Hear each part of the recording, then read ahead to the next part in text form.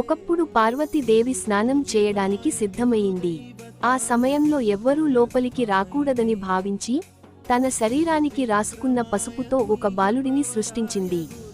అతనికి ప్రాణం పోసి, నేను అనుమతించే వరకు ఎవ్వరినీ లోపలికి అనుమతించవద్దు అని చెప్పింది. ఆ బాలుడే వినాయకుడు. అంతలో శివుడు అక్కడికి వచ్చాడు. లోపలికి వెళ్లాలని ప్రయత్నించాడు. కాని ఆ బాలుడు ఆపాడు. అమ్మ ఆజ్ఞ లేకుండా ఎవ్వరూ లోపలికి వెళ్ళకూడదు అన్నాడు. శివునికి కోపం వచ్చింది. తన గణాలతో యుద్ధం చేయించాడు. అయినా బాలుడు ధైర్యంగా ఎదుర్కొన్నాడు. చివరికి శివుడు త్రిశూలంతో బాలుడి తలను వేరు చేశాడు. పార్వతీదేవి బయటకు వచ్చి ఇది చూసి చాలా బాధపడింది. కోపంతో ప్రపంచాన్ని నాశనం చేస్తానని అన్నారు. శివుడు ఆమెను శాంతింపజేసి బాలుడిని మళ్లీ బ్రతికిస్తానని చెప్పాడు.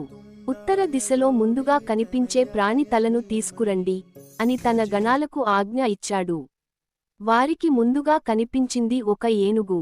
దాని తలను తీసుకుని బాలుడికి అమర్చారు. ఇలా వినాయకుడు ఏనుగు తలతో తిరిగి ప్రాణం పొందాడు. శివుడు అతనికి వరమిచ్చాడు. అన్ని దేవతల కంటే ముందుగా పూజలు పొందే వాడవు. విఘ్నాలను తొలగించే దేవుడవు. విద్య, బుద్ధి ఇచ్చే వాడవు. అప్పటి నుండి ఆయనను విఘ్నేశ్వరుడు, గణపతి, వినాయకుడు అని. ఈ వీడియో నచ్చితే లైక్ కొట్టండి. ఛానల్ని సబ్స్క్రైబ్ చేయడం మర్చిపోకండి.